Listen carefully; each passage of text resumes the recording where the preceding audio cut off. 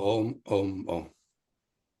Hoy es uno de esos días placenteros que nos acercan a una mirada interior.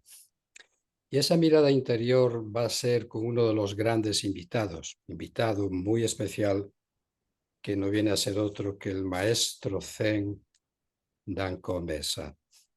Un hombre de una preparación intelectual profunda, no en vano ha estudiado filología hispánica, y es catedrático, por otro lado, de literatura.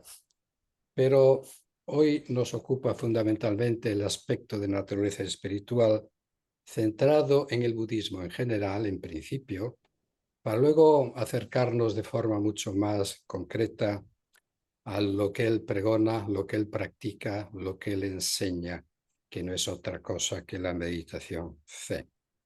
Bienvenido, maestro Denko.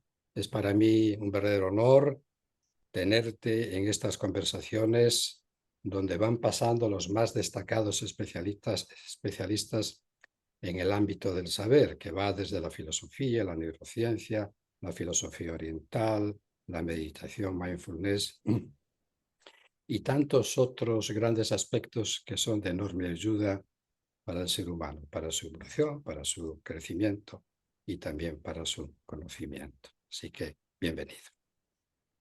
Muchas gracias, Madana, por la invitación.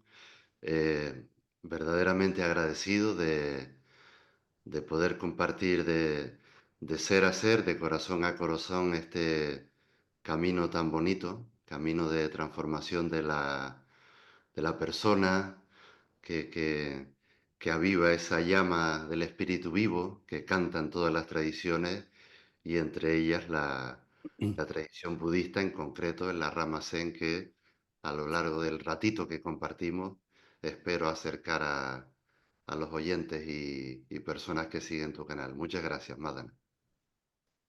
Si te parece, nos adentramos muy brevemente en cuando Buda aparece en un momento dado, alguien le pregunta, ¿quién eres? ¿Un ángel? No. ¿Quién eres? ¿Un maestro? No. Y así van haciéndole diversas preguntas hasta que al final él dice, soy el iluminado.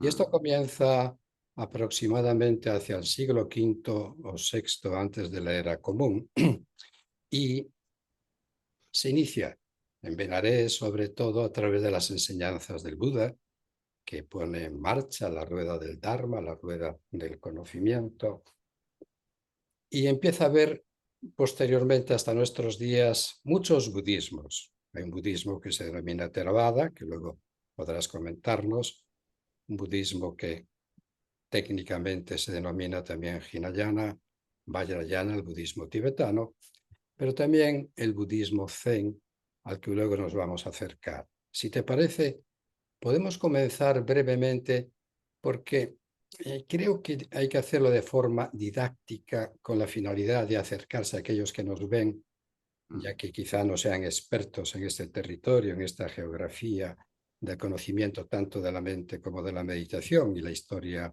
de la filosofía del budismo. ¿Quién es el Buda? ¿Qué es el Buda? ¿Cómo a partir de sus enseñanzas llegan a nuestros días que atraviesan distintas geografías, distintas culturas, que obviamente, por eso había dicho con anterioridad, hay diversos budismos que Mm. penetran en diferentes sociedades y se ven modificados. Así Mm. que ya sé que es algo amplio, pero sintácticamente lo podemos ver qué ocurre. Sí. Eh, Quisiera empezar por tus primeras palabras, porque te has referido a la budeidad, a ese ser que alcanza un estado de experiencia cognitiva totalizadora, y te has referido a esta experiencia como el iluminado, ¿no? Eh, y me has pedido pedagógicamente que hable de esta evolución de la experiencia para llegar hasta este ahora que compartimos, Madana. Así que propongo que que nos rememoremos históricamente hacia atrás, hablamos de 2600 años, y pongamos la atención en un ser humano como nosotros, que creo que eso es importante porque le da validez a lo real. Hay un ser humano ahí en ese norte de la India llamado Siddhartha Gautama, Sakyamuni, el sabio de los Sakya, que era la tribu a la que él pertenecía, su padre era un terrateniente, un oligarca, y este ser humano vive bajo todo tipo de lujos, oropeles, en fin, tiene una vida que podríamos decir fantástica. Hasta que, digamos, la vida le presenta la realidad de la impermanencia, de la fugacidad del cuerpo que va cambiando, la degeneración, la vejez, los dolores emocionales porque las cosas no funcionan como uno quiere, en fin, que él tuvo sus propias crisis que lo llevan incluso a enfrentarse a la muerte porque ve a un cadáver a su paso. Y Siddhartha Gautama inicia un camino de exploración interior, comienza a adentrarse en el mundo del yoga clásico, eso en este sentido no soy un desconocedor de ese mundo antiguo que quizás sería tu fuerte o el de otros maestros que has citado, y también él bebe de las fuentes del ascetismo. Digamos que ninguno de esos dos terrenos, a pesar de ser un hombre culto, lo llevan a comprender la causa de su desasosiego. Y a través de una meditación sincera, honesta, comprometida, alcanza un estado exento de dolencia y a partir de ahí de, lo conocemos con el nombre de nirvana, que es simplemente un fuego que se apaga, es la lámpara de la ilusión aferrada al apego de la ilusión del yo. Él descubre que por ahí no van los tiros y se lo considera un Buda. Buda es un epíteto, un calificativo, que representa la naturaleza despierta de un ser humano consciente. Y esa experiencia madana, él la comienza a transmitir, es que no puede ser de otra manera, de ser a ser, a través de su propia pedagogía, hablamos de las cuatro nobles grandes verdades, y una guía para caminantes, para viajeros de ese mundo interior y que tengan la misma experiencia de esa iluminación, de ese despertar, ese tocar lo esencial. Y Siddhartha, ya Buda, vive 45 años después de que él tuvo esa experiencia. Podríamos decir que era un peripatético porque él enseñaba caminando por ese norte de la India.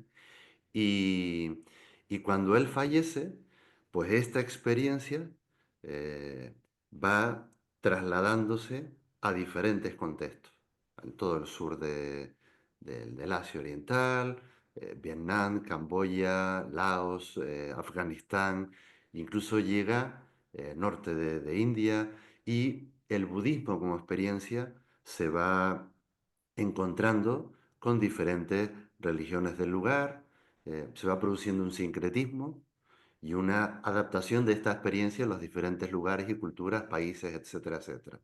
Y así encontramos una evolución, tú la has citado muy bien, has hablado de ese budismo temprano que sería el de la escuela de los antiguos o la escuela del Theravada, luego el pequeño vehículo Hinayana, en fin, se va expandiendo ese budismo cronológicamente hablando con los siglos, eh, llega incluso a China y en China ahí encontramos ya el germen del que será el futuro budismo zen. La palabra zen es japonesa, pero por ejemplo antes de que el budismo heredero de India se impregne del taoísmo y del confucianismo en China, estamos hablando del siglo cero, siglo I ya de nuestra era, pues en esa época se lo considera como el budismo Chan, ¿no? Y bueno, hay diferentes maestros, maestras con su linaje, con sus transmisiones. Estamos ya en lo que se llama el gran vehículo, el Mahayana, y esto también va trasladándose a diferentes lugares hasta que llega a Japón, porque se traduce en textos del chino. Hay maestros japoneses que también van a China, en fin, la historia es larga. Y bueno, si actualizamos un poco esta historia, por hacerlo rápido, quizá cuando el Zen, el budismo Chan, ya Zen en Japón, está completamente instaurado, pues si nos remontamos al siglo XIX, comienzan a aparecer las primeras traducciones y estudios de este budismo ya arraigado en Japón y sobre todo a partir de la Segunda Guerra Mundial, pues hay maestros zen japoneses que emigran por necesidad vital, cultural, a Occidente y, en fin, ahí tendríamos ya el germen de lo que actualmente estamos viviendo como el budismo zen en Occidente a día de hoy. Esa es una mirada muy rápida de una historia basada sobre todo en la experiencia, que es lo que me gustaría resaltar, Madana, ¿no? Porque partimos de una vivencia iniciada por un ser humano igual que nosotros y desde ese corazón sincero se transmite un camino de despertar, la luz de la presencia. Y eso es lo que entiendo como budismo.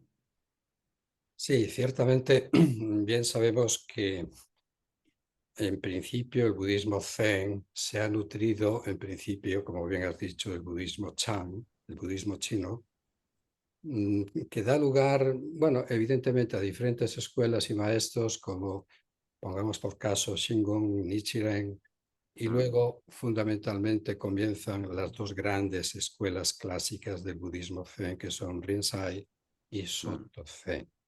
mm, ¿Podrías establecer la diferencia en principio, ya que bien sabemos que el Rinzai pues es un budismo que se sirve de mundos, de koans, mm, que son paradojas imposibles de dilucidar desde un punto de vista intelectual, pero que mm, obviamente están ahí con la finalidad de despertar la intuición en los mm, grandes buscadores que siguen el Rinzai y a través de, bueno, diversos ya, golpes, gritos, en fin, muchos son los métodos que hay. Y si nos dirigimos, por ejemplo, al Zen de Dogen, mm, veremos que fundamentalmente ahí la importancia no estriba ni en las escrituras ni en las palabras, sino en la práctica para despertar la naturaleza real, la budeidad en cada uno de nosotros. mm. ¿Podrías acercarnos, sí, una visión más microscópica a Sí. estos dos budismos, ya que luego vamos a ahondar mucho en el que tú eres un gran experto, aunque lo Mm, seas en ambos, pero fundamentalmente tu práctica se basa en el Soto Zen, ¿no? sí, mira, históricamente ese budismo cuando cobra fuerza en Japón, ya digamos heredero de ese budismo Chan chino al que nos acabamos de referir, aparecen cinco grandes escuelas y entre ellas están la escuela Soto y la Rinzai. Las otras tres van decayendo por su propio peso, lo cual no significa que no hayan dejado un legado espiritual importante porque hay libros de renombre ahí, ¿no? Pero digamos, las que todos vamos conociendo son la Rinzai del maestro Lin Chi y la Soto, que el nombre de Soto se establece en el siglo séptimo, octavo, porque se le da nombre a dos maestros de la escuela Chan en China, Sosan y Tosan. Soto los une y aparece la escuela Soto. Y uno de los grandes inspiradores de esta escuela Soto es, como tú acabas de decir, el maestro Eihei Dogen, que es del siglo XIII, que es un hombre que vivió una época difícil del budismo en Japón y él va a China a beber de la fuente original y digamos se trae toda esa experiencia espiritual a Japón y a través de la escuela Soto pues la vehicula, la actualiza y tiene tanta fuerza que hoy escuchamos, ¿no? Yo mismo sigo la tradición Soto Zen, ¿no? Hay que diferenciar en este sentido de tradición que de escuela, ¿no? Porque para mí la tradición es algo vivo que se va actualizando a través del respeto de las formas, como por ejemplo esto, ¿no? Que viene desde la época de China, que se actualiza en Japón. Porque las escuelas, por ejemplo, en Japón, hay una escuela que se institucionaliza a finales del siglo XIX, ¿no? Y digamos que pone como norma que para que tú puedas heredar o ser un maestro de la transmisión Soto Zen, tienes que pasar por los dos grandes templos que tú has dicho, Eigeiji y Soyiji, y formarte como tal, ¿no? Yo siento que eso se va actualizando y una institución no puede reñir, ¿no? O competir, digamos, con lo que es vivencial y tradicional, siempre y cuando haya un respeto a la fuente original. Y por ser sintético, como lo estás pidiendo, digamos que la escuela Rinzai del budismo Zen, ¿no?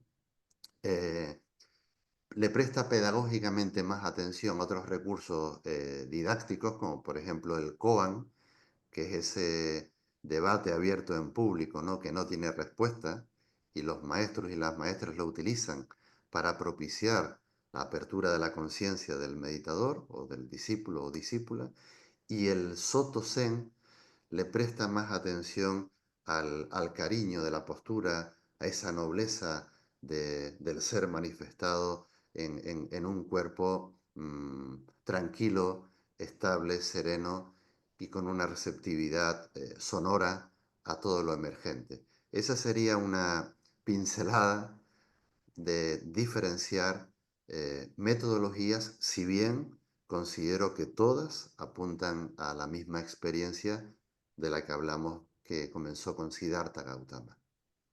Vayamos por un momento a nosotros, a los seres humanos.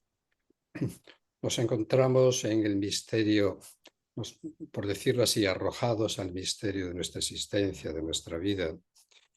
Y todos nosotros procuramos de alguna forma intentar ser felices, pero no un 35, un 40%, sino que requerimos una totalidad, por otro lado, inexistente en un mundo dual.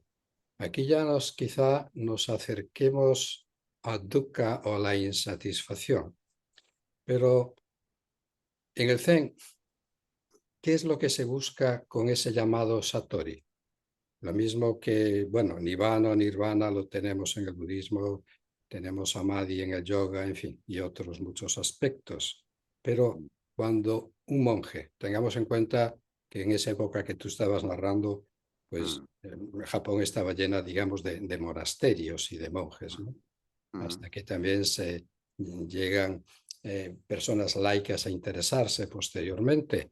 Pero en la actualidad, una vez que históricamente ya se establecen estos criterios que tú has colocado brillantemente aquí, llegamos a esta sociedad contemporánea.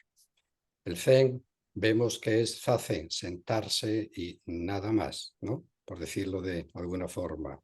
mm, Eh, ¿Qué puede dos versiones, dos ópticas, dos vías, dos caminos? Una, el camino tradicional del monje que busca algo distinto a que el ser común que se mueve en la sociedad, que lo que busca es el bienestar. Por lo tanto, ¿qué ofrece desde estas dos perspectivas el Zen, quizá a través de la meditación? ¿Qué es lo que buscaría en este caso el monje? ¿Y qué es lo que buscaría en una sociedad como la nuestra aliviar el dolor, el sufrimiento y la insatisfacción en base también a unas prácticas meditativas? mm. Buscan lo mismo, Madana. O sea, que seas monje, que seas maestro, que seas pintor, que seas albañil, eh, que seas la etiqueta que tú quieras que sea. Si realmente miramos a la persona, a esa individualidad que se duele evidentemente por no ser capaz de fluir en el bendito río de la impermanencia, lo que genera en la persona esa ausencia de atención es roce, es no fluidez, es dukkha, ¿no? Es decir, dukkha aparece en la persona, ya sea monje o una persona laica como yo o como tú, del mundo de la vida cotidiana.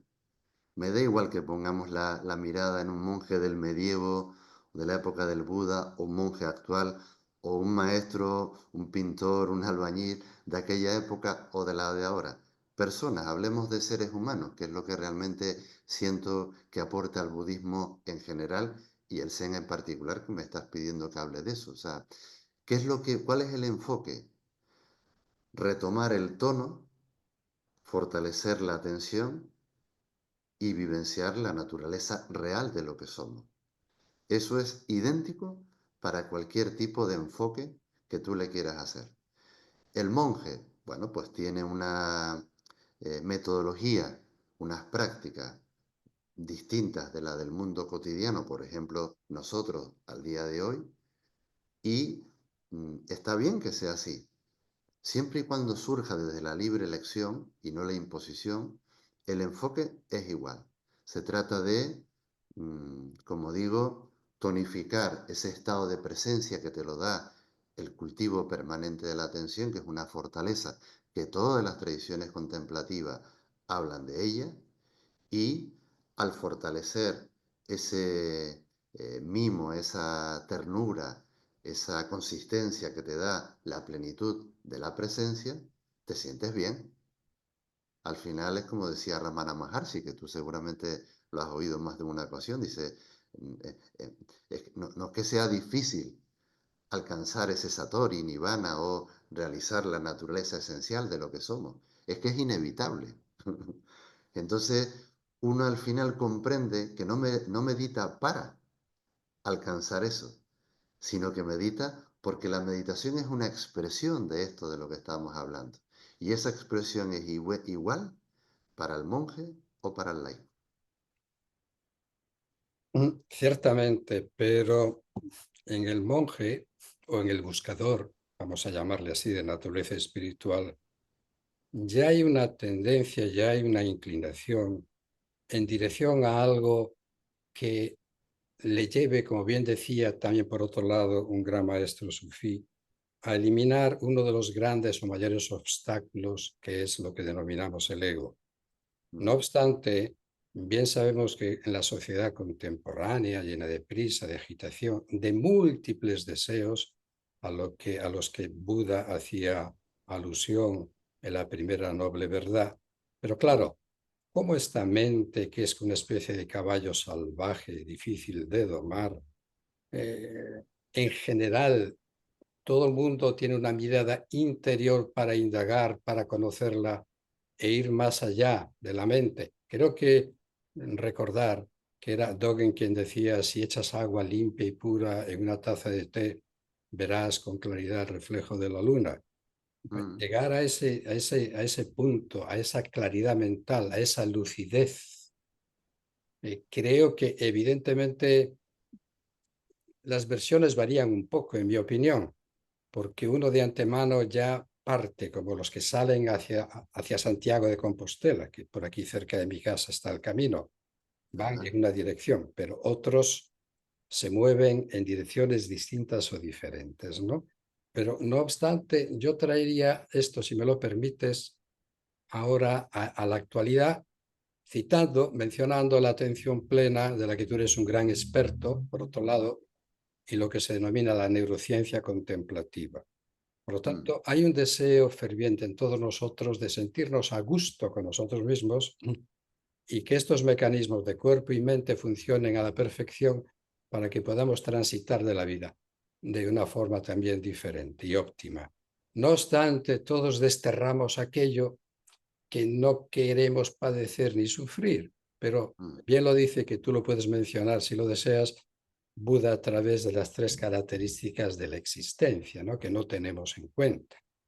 Por mm, tanto, yo veo que hay un aluvión de métodos meditativos y fundamentalmente destaca mindfulness, entre otras razones, y hoy todo el mundo o practica mindfulness o es profesor de mindfulness, ¿no? Pero mm, creo que ahí nos quedamos un poco cortos. Hay una especie de miopía en ese sentido, porque mm, considero que, como tú bien has dicho con anterioridad a sí mismo, había que mirar un poco más allá. mm. Y tú lo crees oportuno. Sí, ¿Qué dices el, respecto a sí, eso? mm, no es cuestión de moda. Evidentemente, los grandes caminos de conocimiento forman parte del legado de la humanidad. Y entre ellos estamos hablando del budismo, concretamente, ¿no? Que ahora en Occidente, pues, parece que ha cogido la ola de esto que acabas de citar del mindfulness, y yo mismo llevo años participando del máster que dirige mi querido Javier García Campayo, un hombre de un corazón enorme y una mente privilegiada, y bueno, él ofrece todo un programa universitario basado en la, la concepción de la relevancia que tiene la atención plena en el sujeto.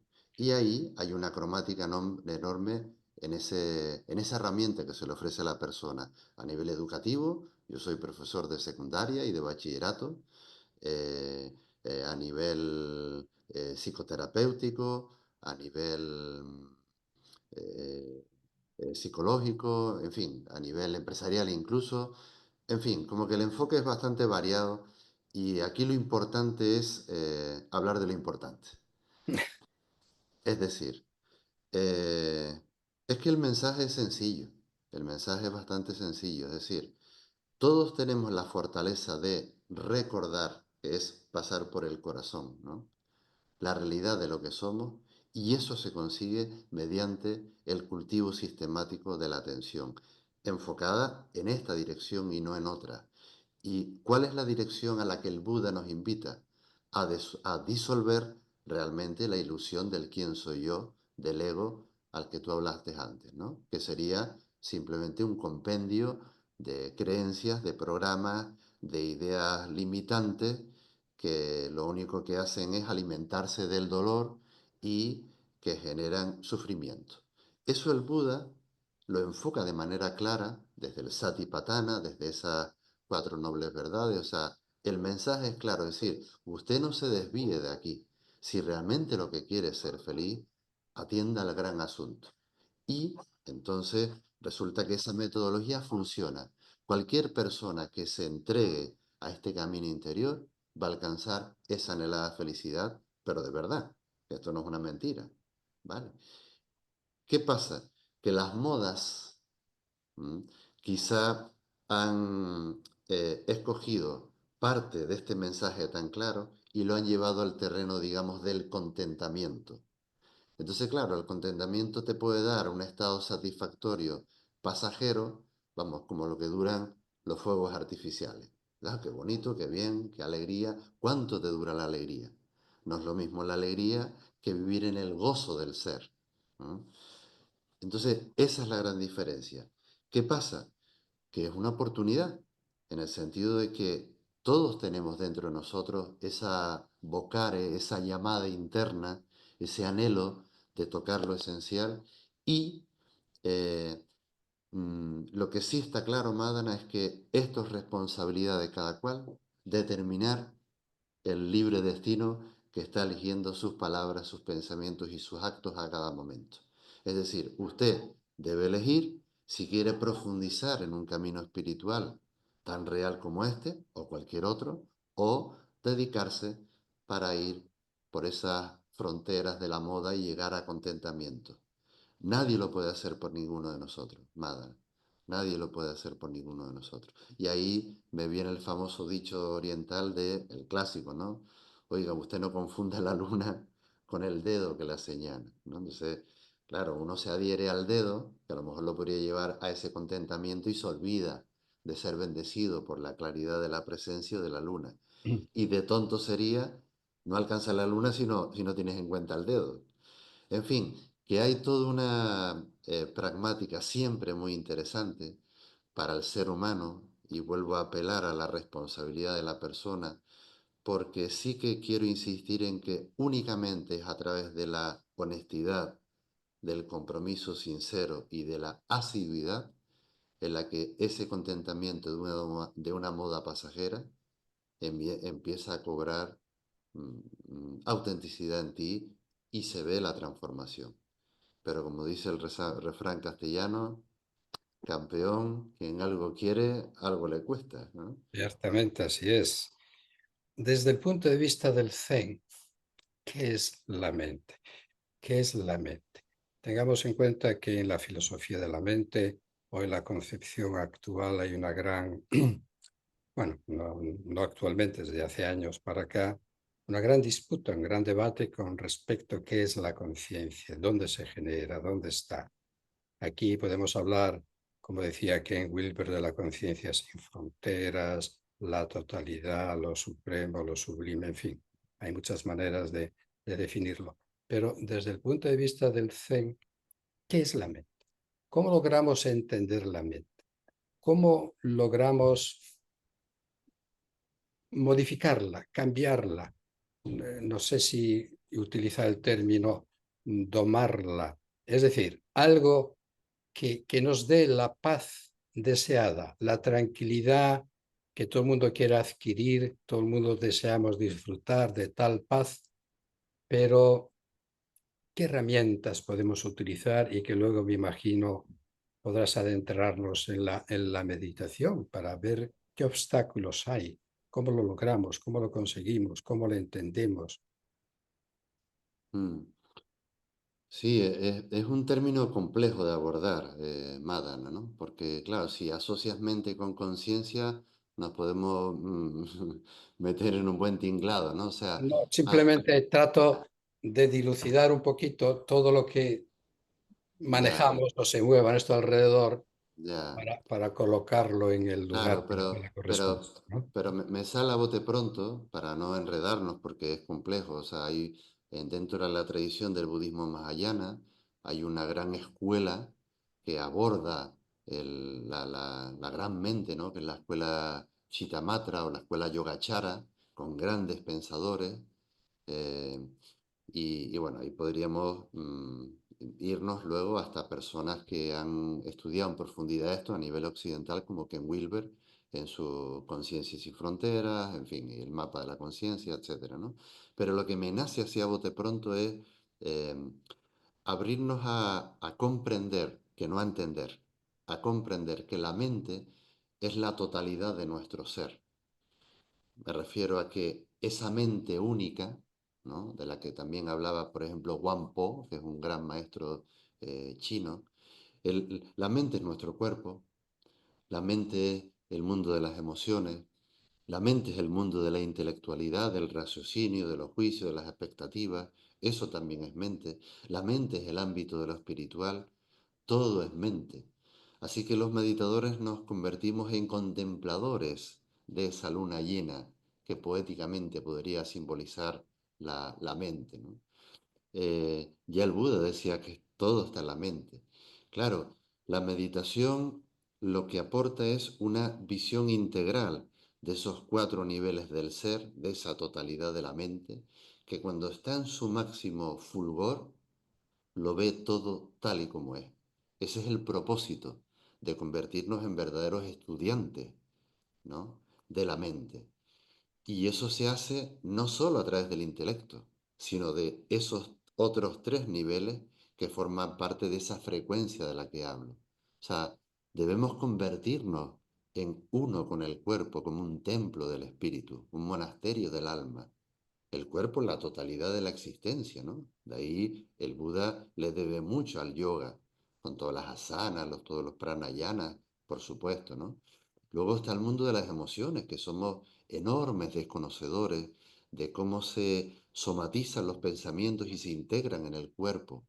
Entonces, somos analfabetos emocionales. Es importante que podamos respirar qué informaciones aparecen a nivel emocional también, porque eso es mente.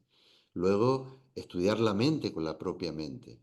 Es decir, qué pasa con ese intelecto cuando enjuicio, cuando conceptualizo, cuando entro demasiadas etiquetas que por otro lado necesito. Para hablar tú y yo hoy estamos utilizando la lengua, que es un conjunto de signos que no sustituye nunca la realidad de lo aludido. Y no pasa nada, es así. Entonces, por ejemplo, la palabra justa, de la que hablaba también Siddhartha, todo esto es mente, Madana. Y luego está el ámbito de lo espiritual, de lo divino, en fin, entraríamos en el reino de la creencia, de la fe, de ese arte de la contemplación. Para mí todo eso es mente. Por lo tanto, incluso la traducción rápida de lo que es Zen, que sería una plenitud de esa fusión con la mente, que además esa mente no es individual, es la mente de la totalidad de todo lo emergente. Ese es el propósito. Ser mente única. Y para que esta mente individualizada sea única, me imagino que habrá que disolverla, en otras palabras, en base a la no identificación, a la no reactividad, al llegar a ese punto donde deja de existir el intelecto como tal y deja de existir el yo y lo mío, ¿verdad? Mm, Entonces, en este proceso meditativo, desde el punto de vista del Zen, que por otro lado sí han practicado, como bien has dicho, grandes personalidades. Yo he conocido a algunos de ellos, grandes cantantes, en fin, gente muy afamada, pero que siempre hacía gala de su práctica meditativa con el Zen, ¿no? O en el Zen. mm, Entonces, el primer recurso tendría que ser el cuerpo, la estabilidad, la quietud, la inmovilidad, ¿verdad? mm. Eh, Sí, pero con los años, Madana, por ejemplo, cuando yo empecé a meditar, año 89, aquellos primeros años, digamos, el abordaje al Zen era un abordaje que hoy no comparto. Por ejemplo, muchos hoy en día, muchos alumnos y estudiantes que se acercan a cualquier centro de práctica de luz del Dharma de la comunidad que yo dirijo, utilizan el verbo aguantar. Y entonces le digo, uy, uy, uy, uy, uy, eso no tiene nada que ver con la hermosura del cuerpo, como si tu cuerpo necesita estar completamente estirado, que no por eso no haces sasen, que es sentarte en la plenitud de la presencia. Me quiero explicar porque evidentemente el cuerpo es el gran soporte para poder vehicular a través del tono que te lo da la verticalidad de la columna vertebral y la estabilidad que te lo dan las rodillas en el suelo, una actitud abierta y receptiva. Pero ese cuerpo no puede ser forzado, no debe haber rigidez, debe encontrarse el tono adecuado. Y mido las palabras, ni siquiera digo justo, porque mentalmente me van a llevar a la rigidez. Por lo tanto, adecuado a verbos, cada individuo, a cada claro, meditador. claro, Sí. claro. Entonces, la postura es universal, si bien se manifiesta en cada cuerpo y en cada karma y en cada existencia. Es decir, la postura corporal de la persona es un reflejo existencial de su propósito vital y ese va cambiando también, con dulzura, con cariño, con respeto, con humildad. Entonces, uno va aprendiendo a encontrar la consistencia a través de la nobleza de la postura, pero nunca de forzar la postura, nunca aguantar la postura. Y evitar Entonces, esa rigidez impuesta a veces, ¿verdad? totalmente, Sí. totalmente. Entonces, perdona que te interrumpí, pero una de las grandes bases de la apertura receptiva de la que estamos hablando, evidentemente pasa por encontrar el tono en un cuerpo amable, justo y adecuado, ¿no? Y luego le vendría la respiración como una cosa natural en la que ni siquiera se convierte en una técnica, ¿no? Eh, Ni siquiera entraría en juego, por lo menos tal y como lo estoy entendiendo a día de hoy, ¿no?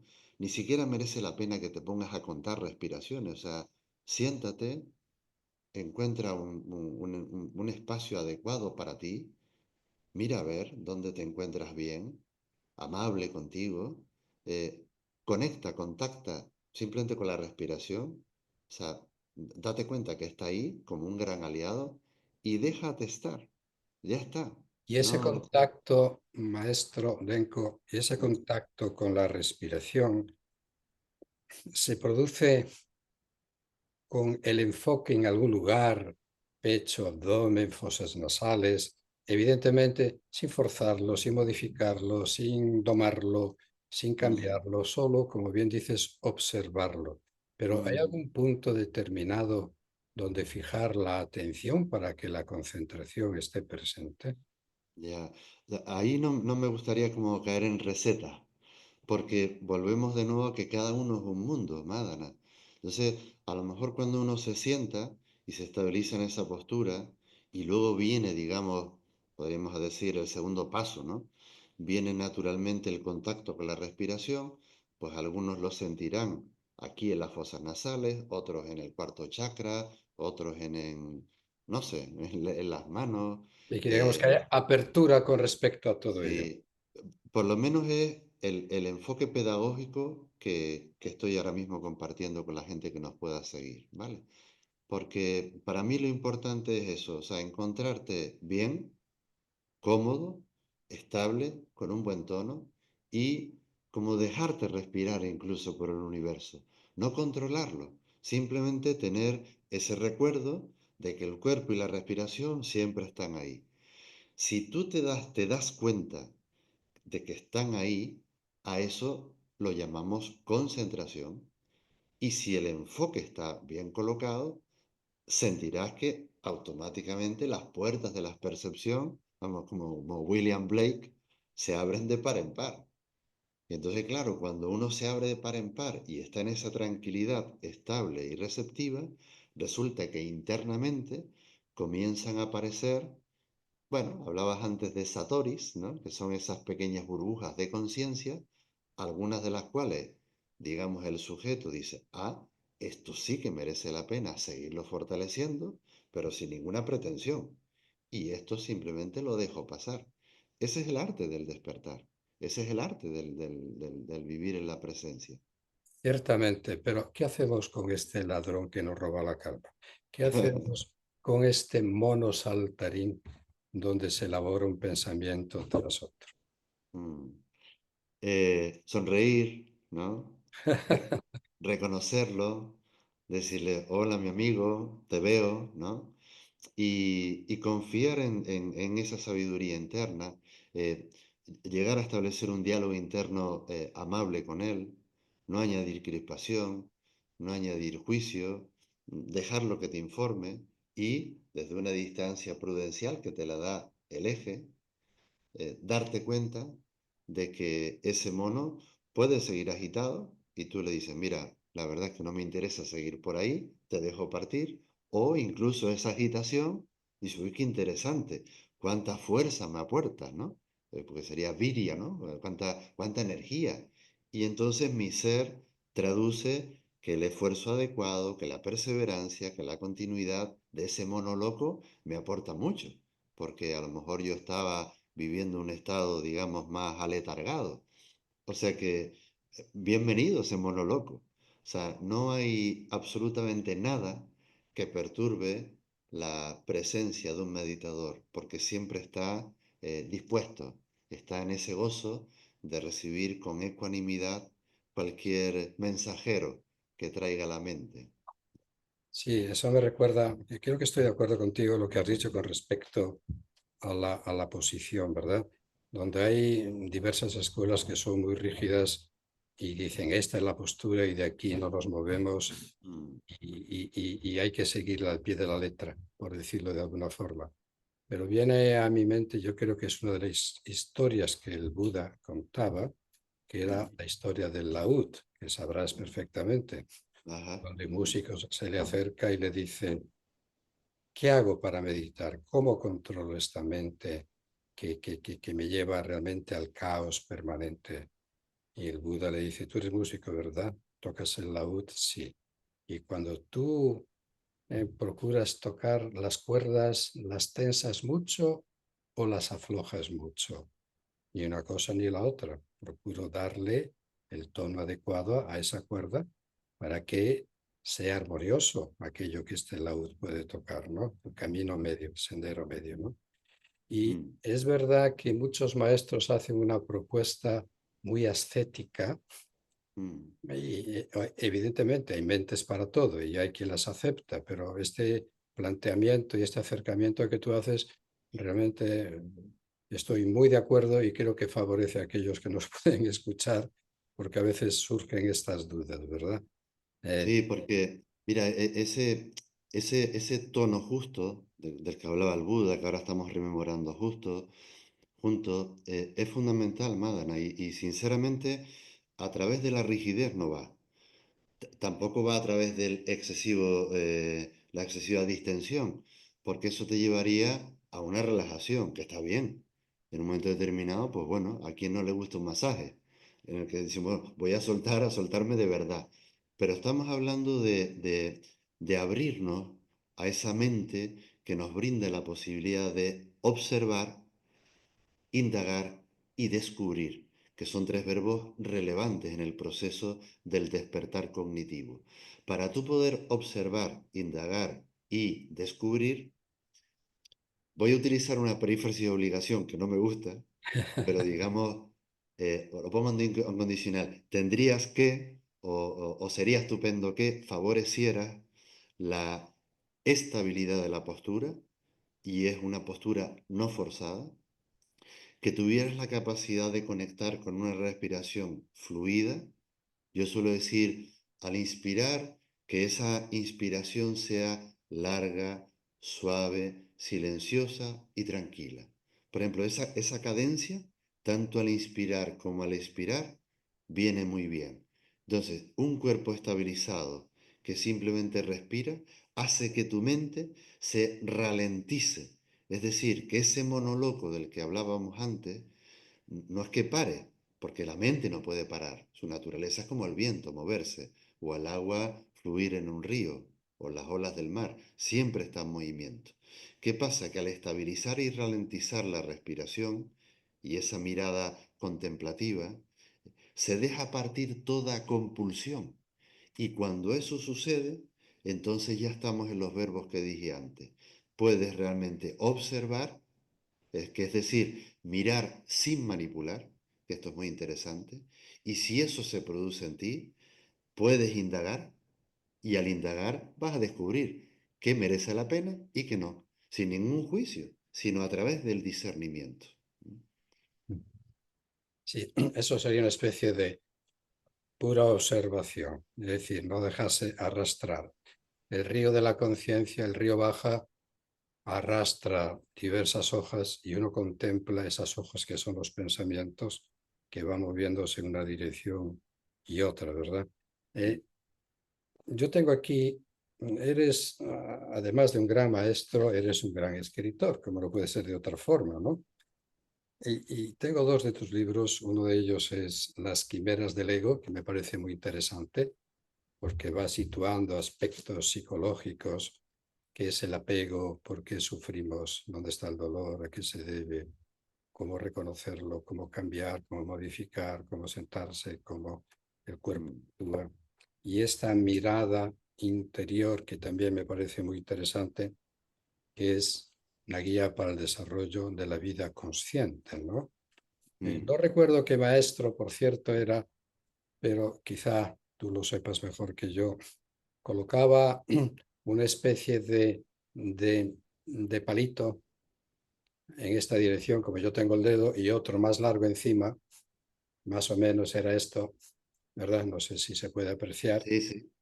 Y entonces decía, toda esta parte de aquí que va para allá, eso sería el pasado. El Mm, pasado no vuelve. Toda esta parte sería el futuro, es inexistente. El único punto donde vivimos es aquí, en este encuentro, en el presente, en esta mm, posición, en este instante, ¿no? Pero vivir el presente de manera consciente, sin juzgar, es una definición típica de John Kabat-Zinn, quien tuve el mm, gusto de conocer. Entonces, ¿no crees que hay una especie de anomalía, sobre todo cuando nos explica bien, dando a entender que solamente el aquí y el ahora, sin historia del pasado, sin proyección del futuro propia o propio del ser humano, que se ve obligado a salvaguardarse en un futuro incierto, mm. pero a veces hacemos un énfasis excesivo aquí y ahora? Como decía John Lennon, la vida es aquello que está ocurriendo mientras tu mente está en otro lugar, ¿no? Mm, Pero ciertamente, a veces no crees tú, al menos cuando hay una explicación coherente y bien afinada, ¿no? Que da lugar a cierta confusión. Porque hay sí, personas que, yo conozco algunas, que viven compulsivamente y un tanto obsesionadas de tengo que estar aquí ahora, no puedo irme allá, yo tengo que vivir presente, tengo que ser consciente, etcétera. Y también aprovecho para, como bien decía Thich Nhat Hanh, hay que utilizar momentos determinados, ponía un sábado, un domingo, ¿no? Para hacer cualquier movimiento que tú hagas con plena atención. No trabajas hoy, te levantas de la cama, estás en la ducha, comes conscientemente, etcétera, ¿no? Y esto me lleva también a que podrías explicarnos brevemente la importancia de la meditación caminando. Mm. Dos Vale, aspectos. Uno, sí, la atención, el aquí y el ahora, ¿sí? vale, De la que incluso hablan los vedantines, y en este caso, que me recuerda un poco, y perdóname que haga esta comparación, mm, no voy a explicar detalles, pero sí cuando el Maharishi Mahesh Yogi de alguna forma expuso los famosos mantras para meditar y todo lo demás, hubo un movimiento muy potente en esa época que yo además viví, ¿no? Y otra de grandes maestros por ahí. Pero se me ocurre que este movimiento de mindfulness también, en cierto modo, con mindfulness based en stress reduction, la reducción del estrés, o la cognitive therapy basada en mindfulness de Oxford, por ejemplo, con Mark Williams y otros muchos, nos vamos aproximando a mindfulness, a la plena atención, de diversas maneras, ¿no?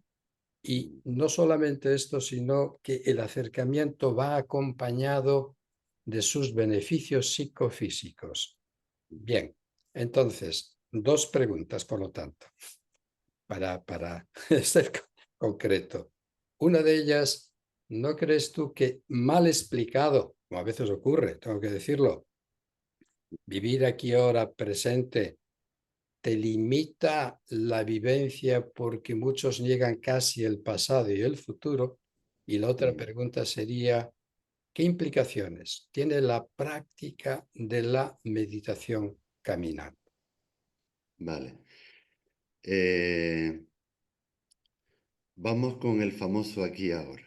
¿Mm? Sí, sí.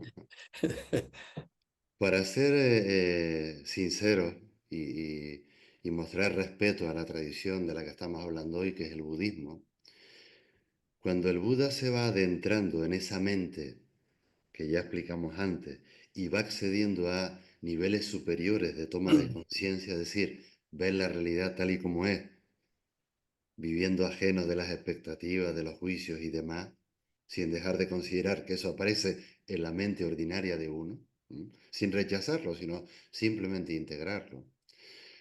Al Buda se lo conoce en su época como el gran meditador que va accediendo a diferentes grados de plenitud, de absorción o lo que sea, que son los yanas, ¿vale?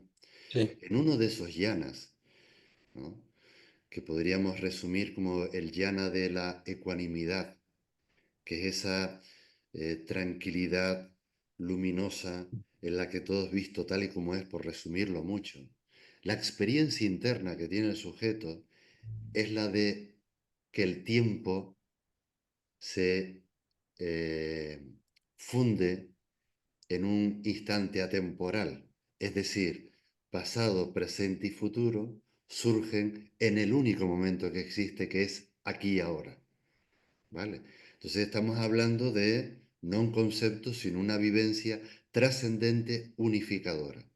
Es decir, el pasado existe evidentemente en nuestra memoria y gracias a esa mirada retrospectiva en la que no me cargo de culpa ni de remordimientos porque lo podía haber hecho mejor, ese es el sujeto rumiando con sus trabadas, ¿no? Sin dejar de mirar el pasado, que ya no existe salvo en mi memoria, y lo traigo a este ahora, con el deseo incluso puro de visualizarlo hacia un futuro que aún está por llegar, ¿no?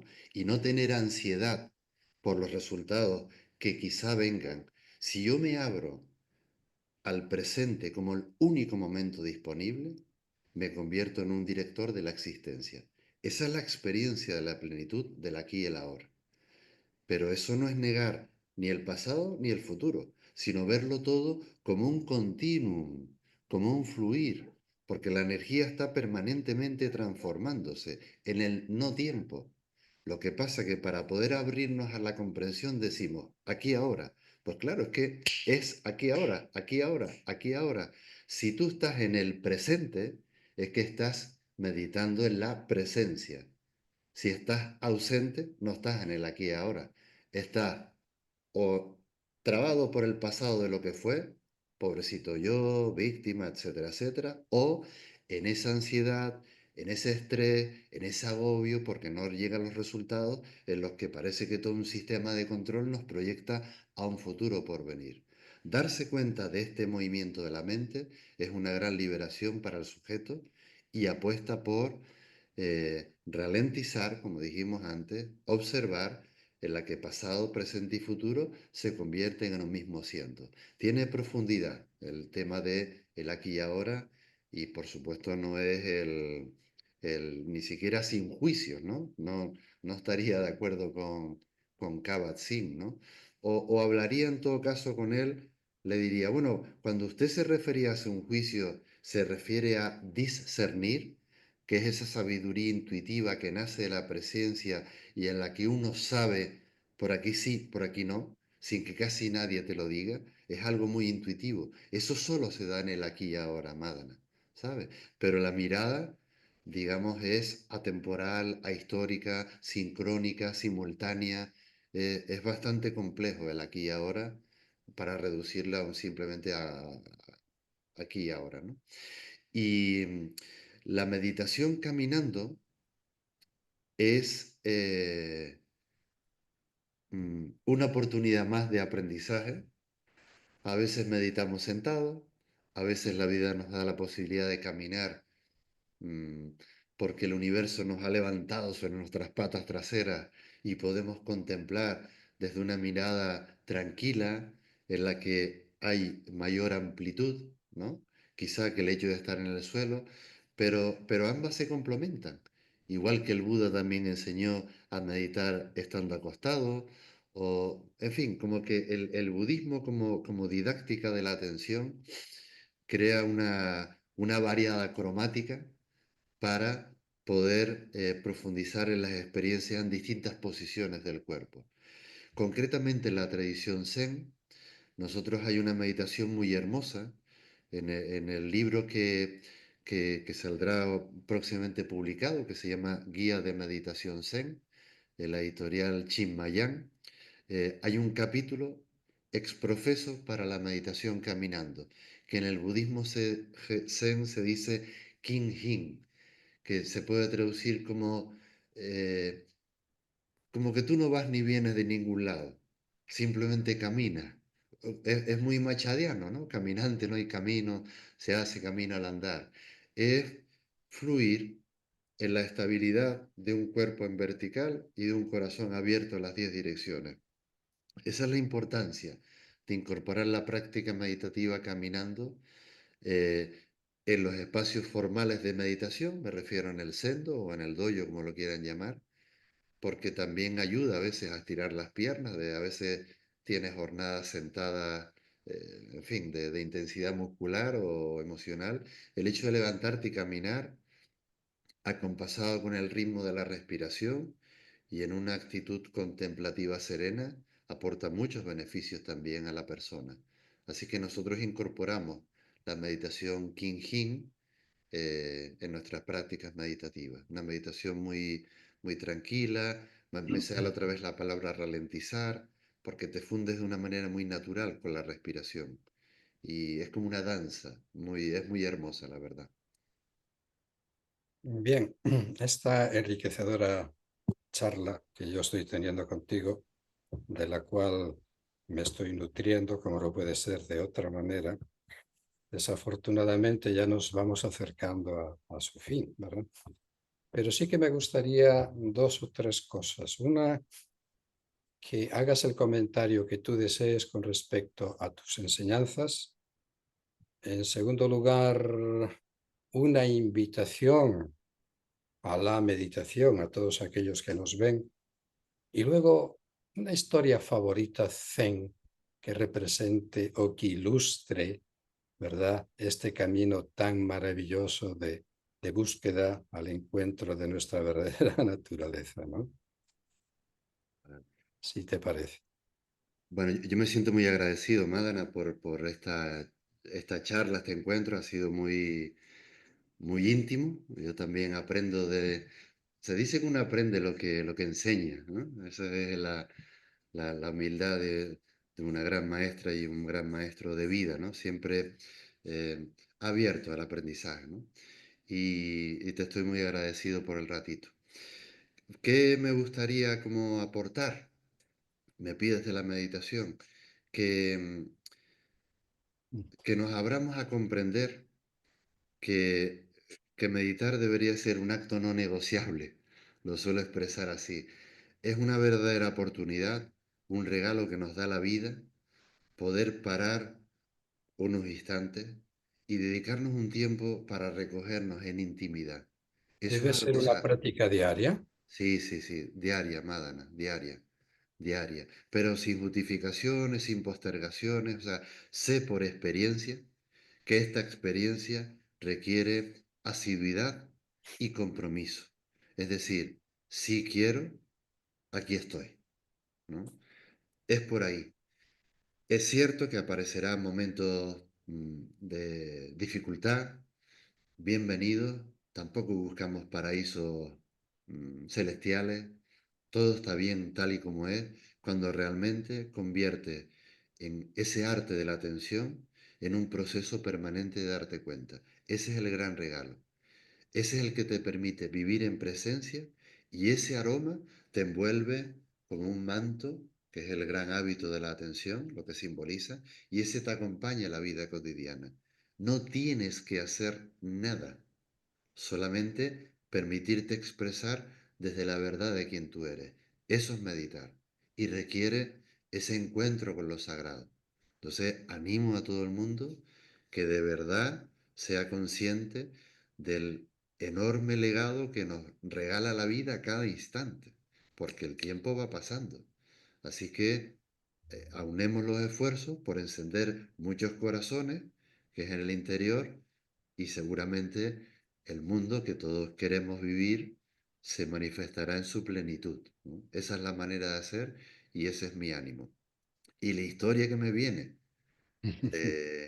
de toda esta tradición tan hermosa, tan bonita, tan conmovedora, es una con la que empiezo el último libro, que me acaba de recordar, ¿no? O sea, ¿cómo se inicia esta hermosura de camino? Pues cuenta la historia que está el maestro en el Pico de los Buitres, en India, compartiendo una enseñanza, ¿no? Y en un momento determinado, sin saber cómo, porque no funciona de otra manera, sin saber cómo, se detiene el discurso, aparece un silencio atronador, todos los presentes se quedan conmovidos y el venerable coge una flor entre los dedos y simplemente la mueve. Y dice la leyenda que en ese instante Mahakashapa, que era uno de sus discípulos, simplemente sonrió. Es decir, se fundió por completo en esa infinitud de amor incondicional que todo lo abarca. Y ahí comienza la transmisión del Dharma de generación en generación hasta llegar a nosotros que la estamos compartiendo. Esa historia es conmovedora y enamora a cualquiera. Efectivamente, así es. Yo he estado ahí en el pico de los buitres o del buitre en varias ocasiones en esa zona Mm. y bien conocida es la historia que agradezco. Y cómo no, agradezco a sí mismo tu tiempo, tu presencia, tu sabiduría y esta forma de impartir este conocimiento, sin duda alguna, yo creo que llega al corazón de todas aquellas personas que nos pueden estar viendo y por lo tanto toda mi consideración y todo el valor a un maestro de tu fuste, de tu conocimiento, de tu saber y que agradezco estos momentos que has compartido con nosotros que sin duda nos van a enriquecer más y a empujarnos más a una búsqueda más profunda y a unas prácticas asimismo diarias que nos van a proporcionar también el bienestar deseado. Así que, maestro Denko, enormemente agradecido. Espero, no Madana, obstante, algún día también verte por Vigo, que como bien sabes, estás invitado a dar cualquiera de los cursos que tú ofreces tan sabiamente. Así que muchas gracias por tu tiempo. Gracias, Madana. Un abrazo grande y seguimos en contacto. Un abrazo. Un abrazo.